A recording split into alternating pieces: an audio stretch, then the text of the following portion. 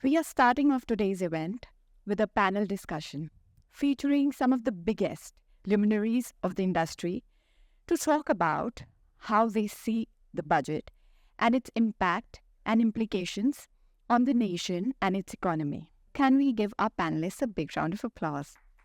Over to all of you. Thank you. Great to be here with some of the people who really understand what's happening. What is your overall take? If I could just get each of you maybe 30 seconds, just what your overall take on the budget is. Honestly, I think it's a brilliant budget. It is both politically and economically savvy, both. So I think this budget is pushing fiscal consolidation, which should eventually lead to a rating upgrade and reduction in cost of capital. And from a equity market point of view, this is a Mughal-e-Azam budget where Prithviraj Kapoor tells Madhubala, Anarkali Salim की मोहब्बत तुम्हें मरने नहीं देगी और हम महाबली अकबर तुम्हें जीने नहीं देंगे. This budget is like that. Capital gains will not allow markets to rise and fiscal prudence will not allow market to go down. Being a technologist, I see the digital platforms initiative, whether it is digital crap across 400 districts, are about upskilling about 20 lakh youths in next 5 years. I see tremendous opportunities for technology to play an important role. And with technology comes the perils of cybersecurity as well. So what I see is strengthening the digital platforms, upskilling and strengthening our human firewalls for a better connected world. You said you couldn't spot a flaw, but you touched upon it. There's been a lot of angst, especially on social media and elsewhere, on capital gains, of course. The fact that the rate moved to 12.5%, obviously, if you're trying to equalize something, you have to find a balance. But the lack of indexation, I think that's what's really infuriated people. There are 2 points about the capital gains tax, and the finance minister was very clear in the beginning to state that there is a direct tax code in the offing, and it's preparation for that, which would hopefully come about in February. As you know, the direct tax code, to the extent the corporate taxes are done and dusted with, but personal income taxes is something that needs revision. We are not in nirvana yet with the personal tax code. And she made it very clear that this is a work in progress. I see the capital gains tax, trying to anticipate what eventually may happen with the direct tax code. So you don't want disparity in the rates of taxation for different assets. So that's what they attempt. On the indexation, they were very smart. And that's why I think they're very, very smart, that it said that there will be indexation to those who bought their house before 2000. After 2000, there won't be any. That's a big step forward. And in 20 years, then even this will go away. And in that sense, what they are doing is equalizing the taxation rate for different assets. Yeah. And they reduced it from 20 to 12.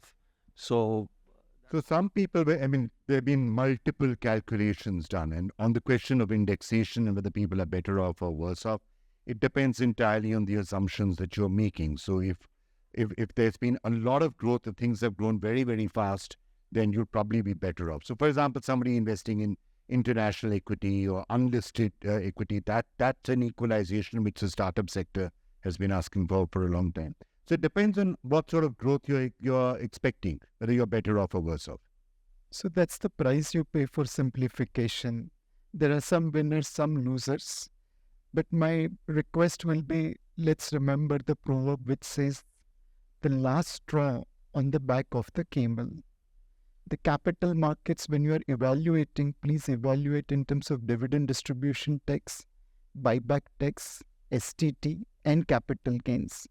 It's not 12.5%, it's combination of everything together. So as long as it is reasonable, moderate like it is today, markets have discounted it, taken in on stride and moved on. But always remember that last straw can break the back of the camel. And that maybe it's something which the middle classes are complaining about right now. But on the capital markets, because obviously you're the country's leading expert in that, the hiking of STT, and especially futures and options, there's been some concern that the markets are overheated, that there is a bubble that is developing, especially in FNO and people going in and day trading. So putting a little bit of sand in the wheels by having a slightly higher STT, is that something that you think is sensible? So I think there's more to be done. Today, there are two classes of people in markets, one which has connectivity, one which has computing power, and one which has data analytics. By and large, they are winning against people who don't possess that. Now, while some Indian players, majority are foreign players there. Now, for Indians, derivatives trading, if you and I trade in equity derivatives, it is called business income. But if I trade from Mauritius or Singapore, it is called capital gains. We trade in the same market, but our income is treated differently. And thanks to double tax avoidance agreements, capital gains are tax exempt. So we are truly believing Atithi Devo Bhava, where we are giving favorable treatment to foreigners and unfavorable treatment to local players. I think that needs to be stopped. If people trade in derivatives, whether it's Indian or foreigner, they should be taxed at the same level. STT increase is a step in the right direction because 7 out of 10 people who trade in FNO loses money as per SEBI's own research. If there is a higher transaction cost, people who do HFT trading, which is what these people are, I think their transaction will come down because the cost increases. Their profit pool will come down, and correspondingly the loss pool of retail investors or retail traders will also come down. So STT increase is a step in the right direction, but take it to the logical conclusion, at least treat foreigners and Indians at the same level. All right. I'm going to turn now to some of the steps that we've done for unemployment and skilling, because that is obviously something that is causing a lot of concern in some areas, including the fact that we did hear, even in the economic survey, there was talk about the fact that AI is coming. And as a result, a lot of employment could be affected potentially in the services sector, which is by the thrust to manufacturing. Do you think enough has been done on that? And when you're looking at that particular industry, the digital public infrastructures that are being built, the efforts that are going into skilling, are they adequate? Yeah, I think more can be done. The way in which AI is being used, coming from a cybersecurity view of it, AI is being used by hackers effectively to launch attacks. So, and when we are creating this digital public infrastructure, we should effectively use AI for detecting attacks faster, remediating them faster, and then building the level of automation. So AI is going to be a double-edged sword, and it's imperative we use AI to defend attacks because hackers on the other side are using it very effectively. And the sectors which we are actually deploying these digital platforms, whether it's agriculture, whether it is healthcare, whether it is transportation, energy sector, has got far more higher implications, and these sectors needs to have resilient cybersecurity framework to defend attacks at an early stage. And now we're stepping into these platforms. This is a time to look at cyber resiliency within our connected ecosystem. Unemployment? Unemployment is a problem for new entrants. The unemployment rate for those 30 years and above is somewhere close to 1%. I asked randomly some people say 5, some people say 15, some people say 20. That has been the case in India and in most countries of the world, that by the age of 30, they're pretty much settled into whatever they would like to do. The classic thing on that, you want to raise your productivity of your workers, and the classic remedy for raising the productivity of the workers is education. If you want to increase employment, give a wage subsidy. That is what the policy is. And the wage subsidy is for new entrants, young people. It is not for, and they said, first job. So you enroll in EPFO. So this is a very well thought out policy.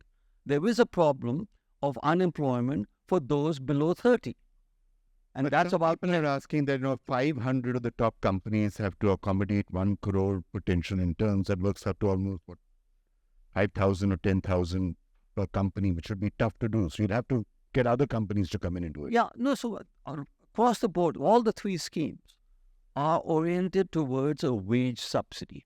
You wanted to add something to that? Yeah, it's very interesting to what Sir has said. In our cybersecurity industry, there's going to be 1.6 million jobs unfulfilled by 2026 because we don't have skilled manpower. So if you really look at it's a different oxymoron to actually look at how do we bring in public-private partnership in terms of skilling the larger mass base what India has. So start understanding where the jobs are going to be required, and that work that will have to be done. You're not necessarily going to be requiring people in the same areas where jobs were required, 2 years, 3 years, 4 years. Our colleges are still training people for jobs which may not exist. They're not training people for the jobs that will be required 2 years from now in the AI era. That's the problem. That's a problem. Education, that is absolutely right. Well, thank you all so much for joining us. We now going to be listening to the finance minister, so thank you all so much.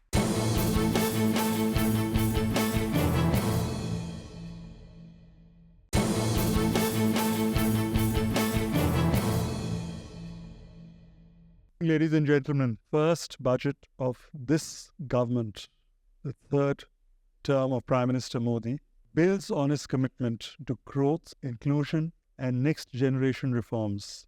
It also sets the tone and the blueprint to realize the objective of Viksit Bharat in 2047. Thank you, Madam Finance Minister, and over to you. As an opening statement, I want to highlight the fact that this budget is, first of all, futuristic. What had been mentioned by the Prime Minister, that we are looking at a futuristic India and the necessary action that is required at this stage for building that futuristic India, that is towards 2047. So, first of all, the initial markers were all laid out even in the vote on account. Now, if you ask me to tell what is that vision, what is that futuristic, clearly the steps towards getting India have a lead advantage in research, R&D for private sector, space sector.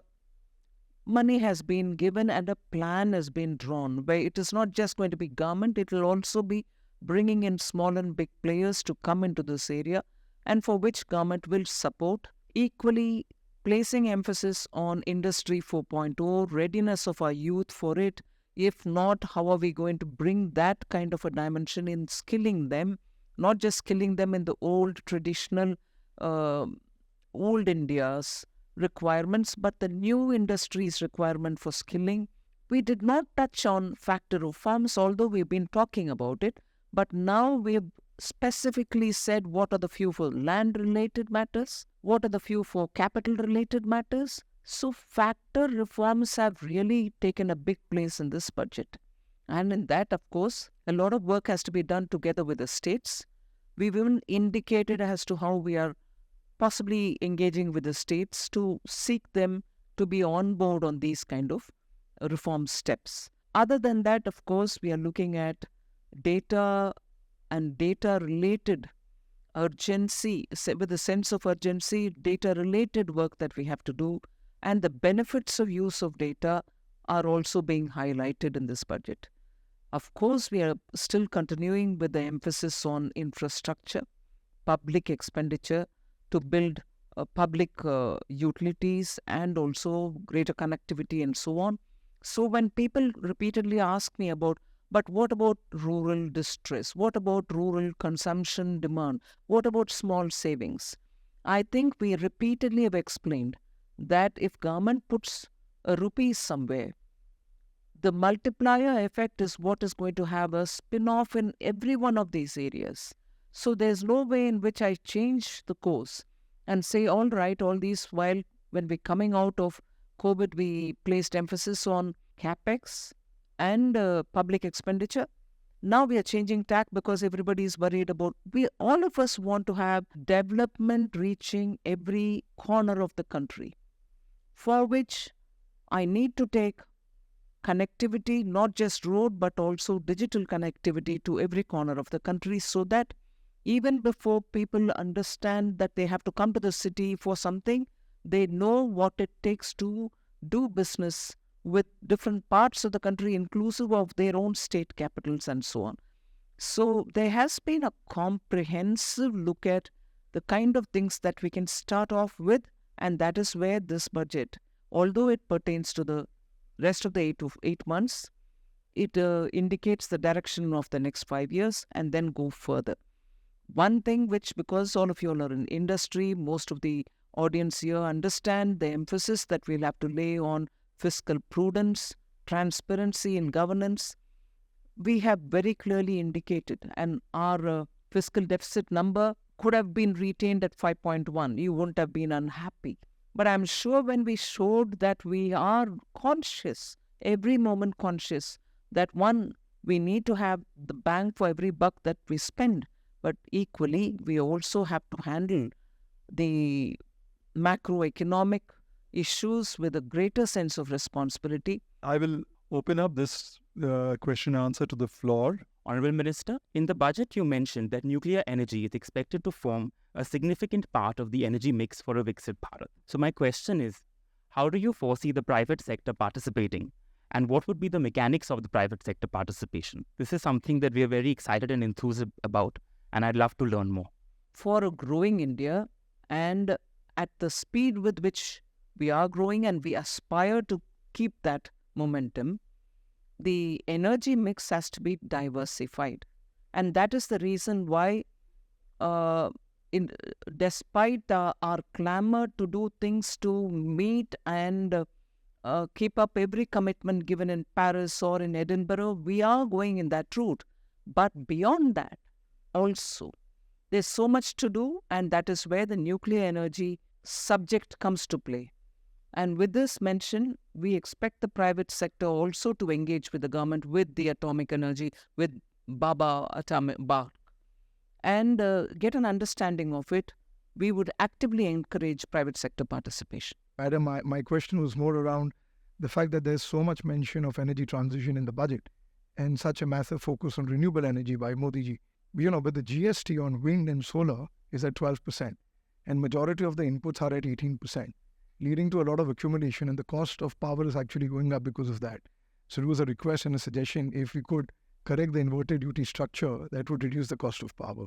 I think I mentioned it in the budget also. The GST rationalization attempt is not just to rationalize the rates, but also to simplify the processes and correct every inversion. I want to compliment you on a balanced budget, is that what I would say. I think any policy making that we do should be seen from the point of view of competitiveness. And you use the word competitiveness several times in your budget. Ease of doing business and competitiveness. And we have a neighbor who has huge capacities. And with European markets in real trouble, the US has put a lot of tariffs. India becomes one of the natural targets for goods and services, particularly manufacturing, to come into the country. So we have to be safeguarding ourselves on that. There are various measures, fiscal, non-fiscal, and also policy measures. So I just draw your attention to that, ma'am. And that could be one of the reasons why you are seeing corporate profits being a bit muted. And if corporate profits are muted, it will have impact on tax revenues. Thank you, ma'am. So we've seen a lot of focus on green energy, renewables, wind, solar. My question to you is slightly different. What are the future prospects we can expect in coming budgets to actually alleviate the problem of pollution?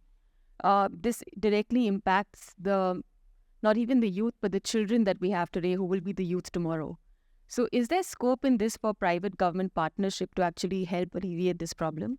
We are trying to work with cities and also using urban planning to have a better city built and so on. But on the specific issue of pollution and managing the city's waste and so on, or cities' emissions and so on, there are quite a few states which are coming forward And our idea was also to, and it still continues to be, that we should avail of external assistance, so that with some technical assistance from these agencies, we should be able to have better management of air quality and a better waste management, because waste dumps are also emitting such toxicity. So there are plans which I have not certainly mentioned in my speech, and probably sketchily finds its place in some of the statement of accounts.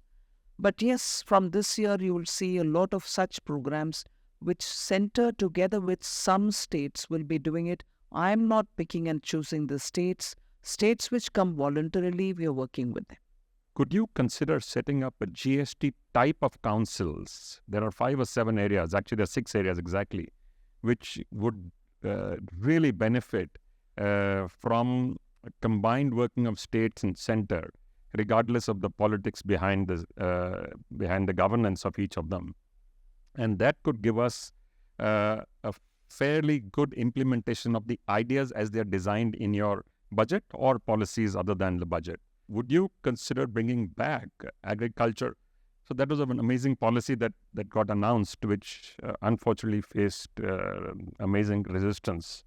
Is there any thinking of being able to bring back such good policies for implementation, working together with the states? Working together with the states is definitely being taken up on very many grounds. So let's hope, yes, the center is keen on pushing many issues which are necessary for India to untie itself with certain baggages with which we've lived for a long time. And that untying cannot be done just by the center. It has to happen together with the states. Thank you very much. A great honor, a great privilege. Truly, truly, truly special. Thank you.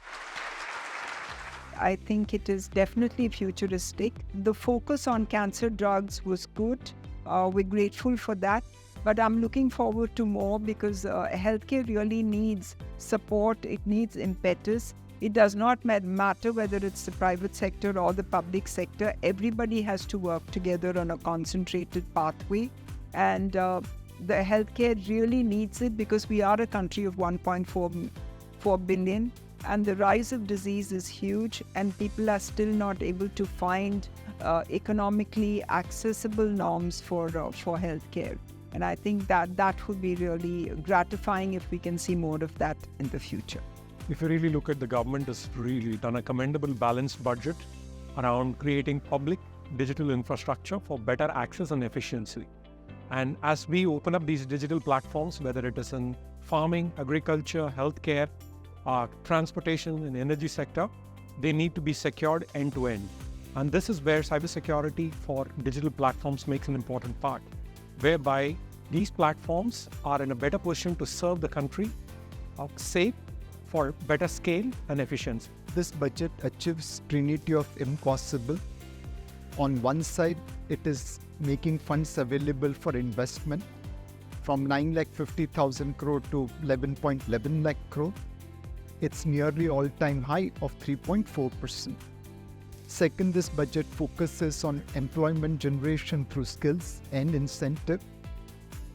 In one line, India's problem is that 15 crore people are employed in agriculture and they need to be employed in industry or services. This budget is making a beginning for it.